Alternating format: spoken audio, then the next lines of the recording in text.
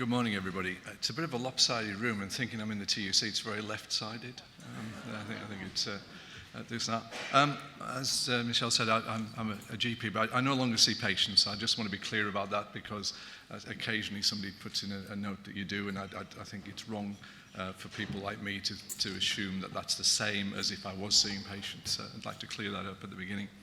I've never worked in London since I was a SHO in medical oncology at Bartholomew's, and I trained in London at Mary's, and I was very fond of London. I was so fond, I eventually came back as near as I could, or I could afford, I should say, to live just outside London, because I think personally this is the great city on earth, and it has some of the greatest medicine on earth, and in this room will be people delivering some of that great medicine. And it's time, I think, that we celebrated the successes of what we've done here and then look at the problems as well. And I think, Michelle, your words, this is the time to do. It really is the time to do. When I worked here and when I was a student here, I was fortunate enough to spend about 3 weeks with Brian Jarman before Brian Jarman ever became famous. And he used to work at the Lyson Grove Health Centre. I'm not sure if anybody here is from that area, but it was a very challenged area, yeah. And I remember I spent 3 weeks with him and then another week in general practice out in Wendover in Buckinghamshire. And the contrast couldn't have been more visible. Leafy, nice town, patients, obviously very stable population, people who were able giving continuity to those patients was very, very easy. The following week, I remember going to North Kensington and going into a flat where there were 15 people of Turkish origin living in 2 rooms. Now, I suspect that's pretty common around here still and a pretty difficult situation. The next day, I went for tea in St. John's Wood and a butler served me in bone china. And I suspect that's still there as well, that great disparity and inequalities in health. So you're fighting against things in extremes here that I suspect the rest of the country has in a different and more moderate way. When I worked in Cumbria, we had wards in Cumbria which had some of the worst female cardiovascular disease in the country, and 30 miles away were people living 22, 23 years longer on average. So this inequality underwrites, I think, what we're trying to do in terms of the progress in NHS England. And you'll see from the outcomes framework that we're very much looking at how we narrow that gap. Now, within the confines of the money that we have at the moment, and we know that the money is only going to grow at best keeping pace with where we are, and probably, and when I come to this in the talk later, much worse than that. However, I was with Secretary of State yesterday, in a room with Secretary of State, and there were 300 medics in that room, and some of you may have been there. I know, Andy, you were there. And it was apparent to me from both his statement and that of Andy Burnham that they've recognised where the next stage of development needs to go. And they both were quite explicit about saying that we need to move the resources from acute care and into primary care and into community care. Now, the devil will be in the detail of that, but as a GP, I know where I would put it. I'd put it in the place where most of the care is delivered and most of the care is given at a very, very high standard. And we need to really look at how we spend that health pound outside hospitals in the most appropriate way. But what we do need to realise is that this isn't just a one-way ticket. We have to look at how we organise our services. And there are people at the back of this room who are probably going to advise you on how best to look at your services in terms of the contacts that patients use and the technologies we can use to influence it. But fundamentally, what you want, and I think I want, is that people who have long-term health problems or people with acute problems are seen in a timely way and are looked at and managed effectively across a period of time, because you don't just see people once. It's not an outpatient appointment you've got, it's a lifelong relationship. And that is what is the bedrock of really good primary care to me.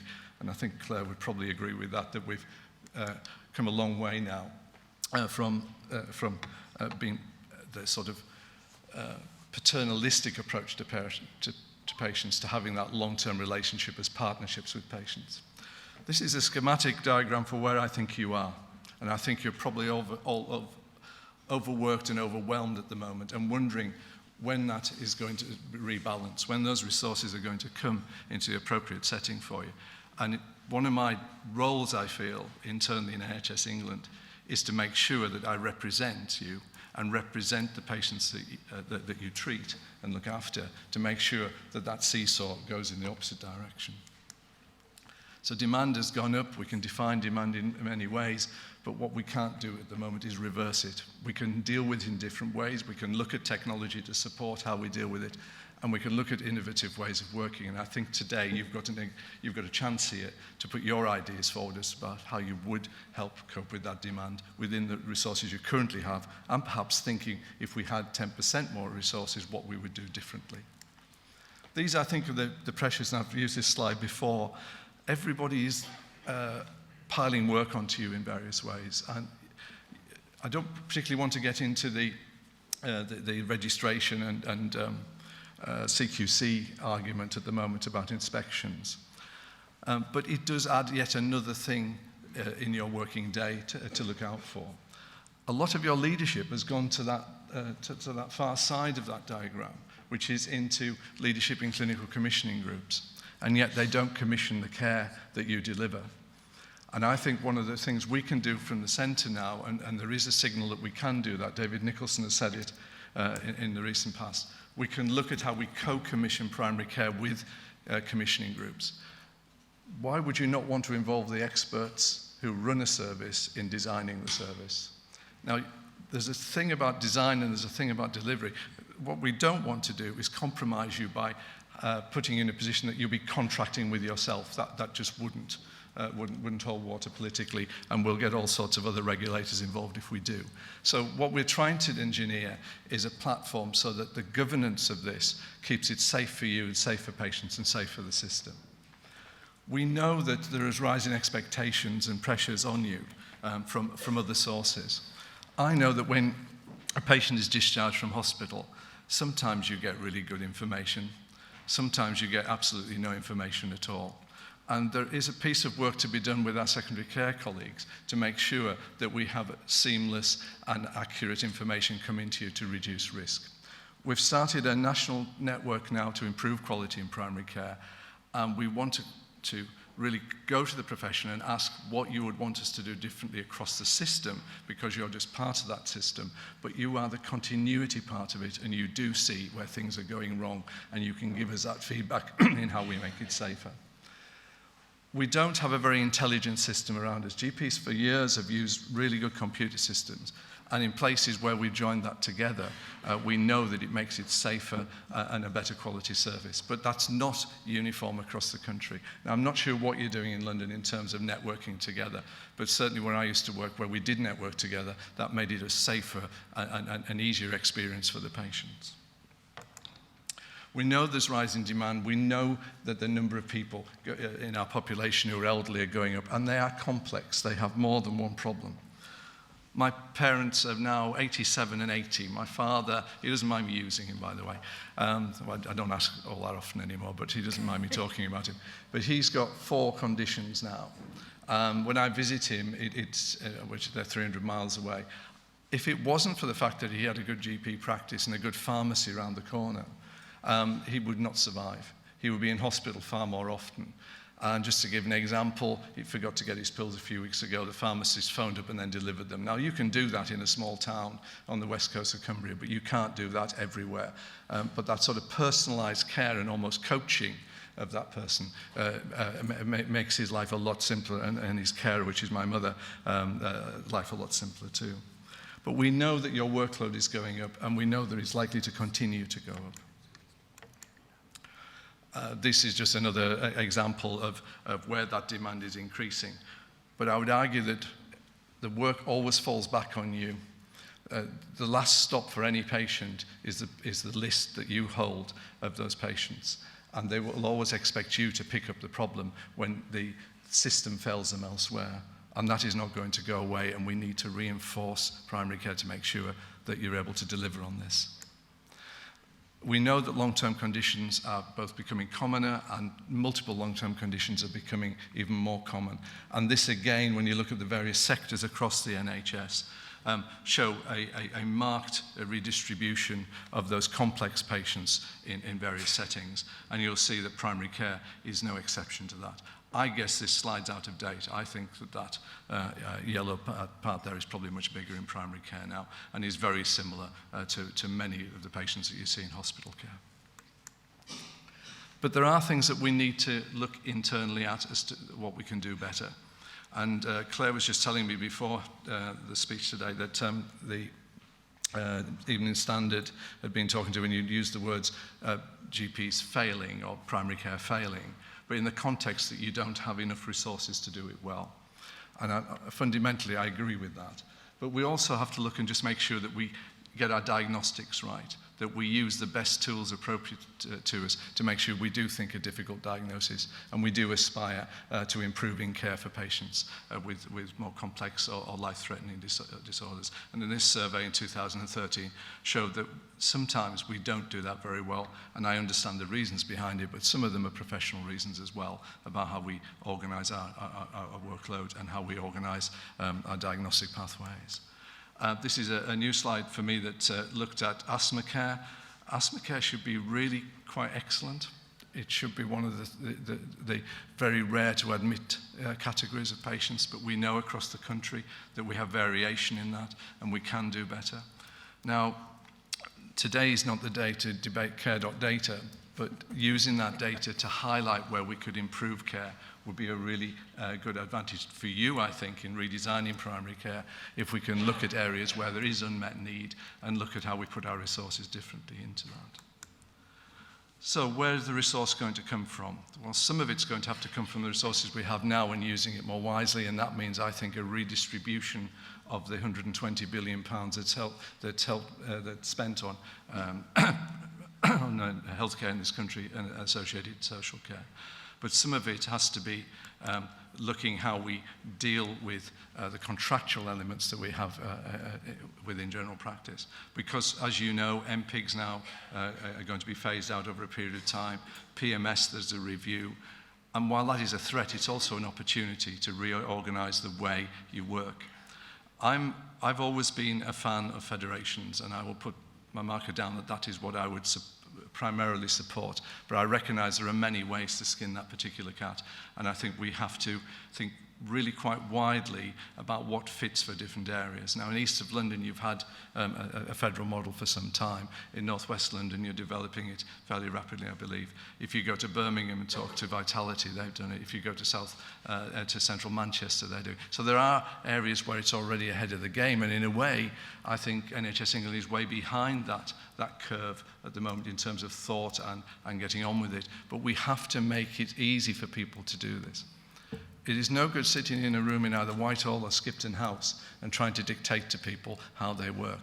What we need to do is to give you the boundaries that you can work in and let the professions get on and do it. And when I say the professions, I don't just mean doctors, I mean our pharmacists, the nurses involved. We have as big a shortage of nursing in primary care as we do in that of doctors. Interestingly, Secretary of State also said yesterday that he couldn't see why we couldn't recombine community services and primary care together. Obviously, there'll be contractual issues and regulatory issues there, but it is a time where people are starting to think of a new way of organising out-of-hospital care. You and I all know that funding has not been growing in primary care for some time.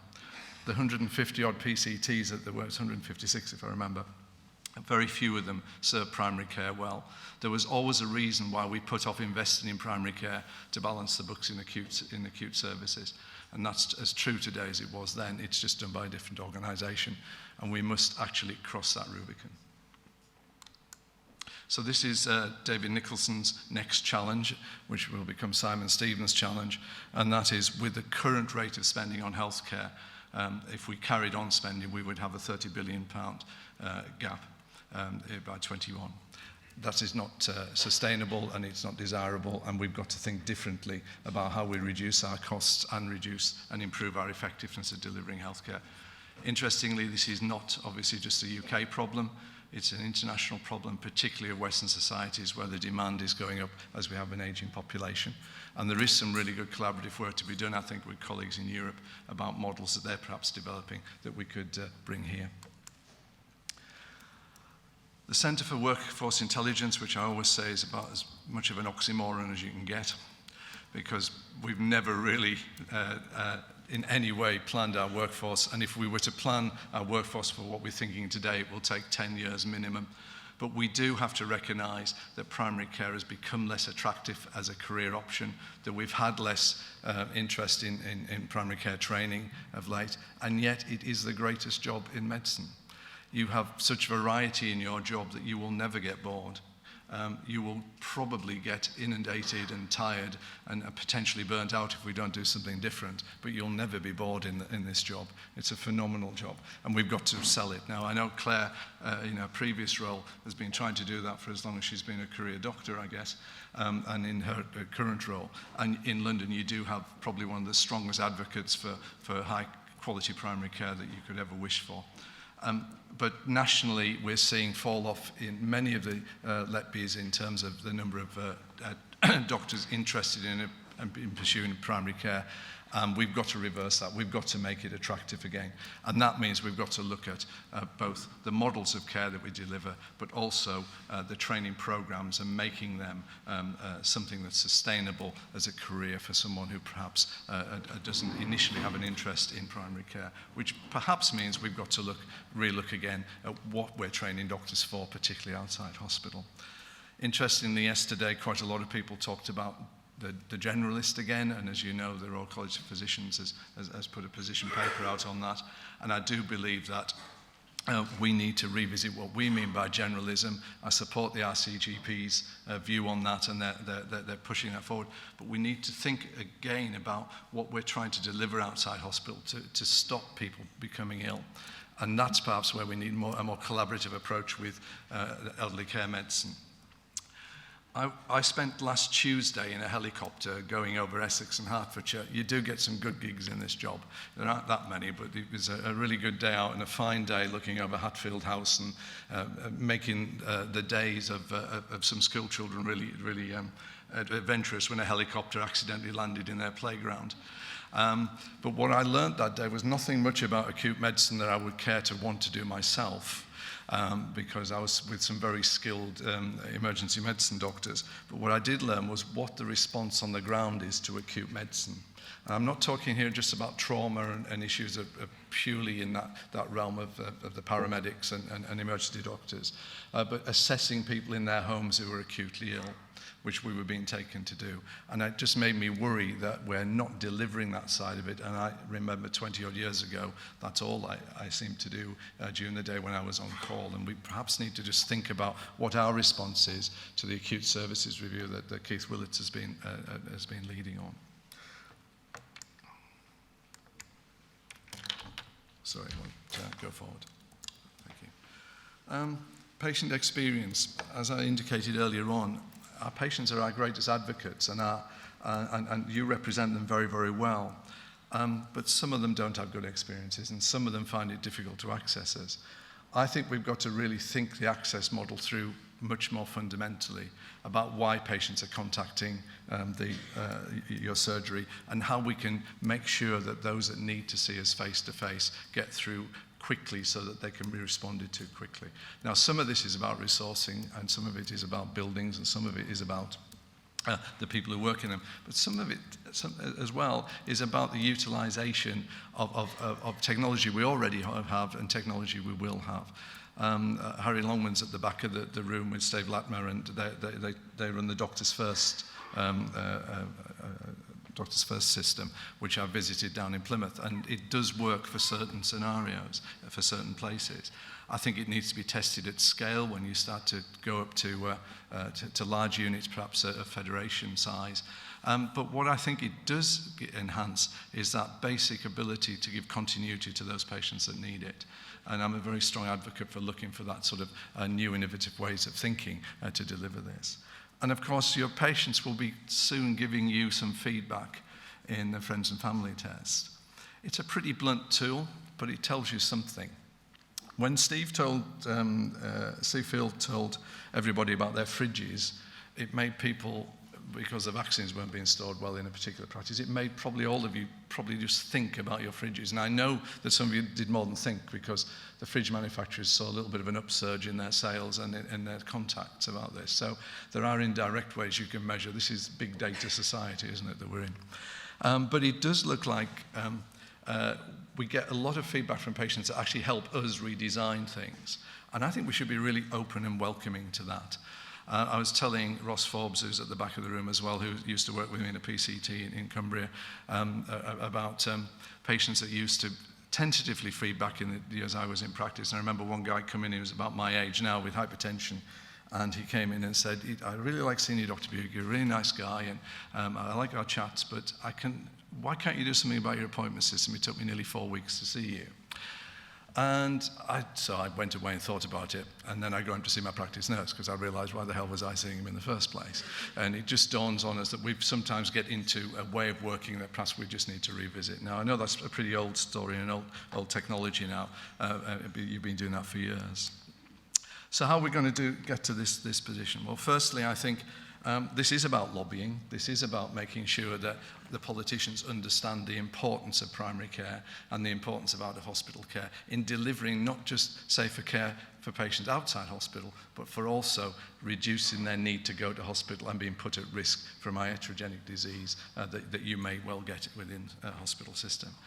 Secondly, I think we need to revisit the organisational form of primary care. That doesn't necessarily mean in changing contracts, but it could mean changing contracts, and there will be different contractual elements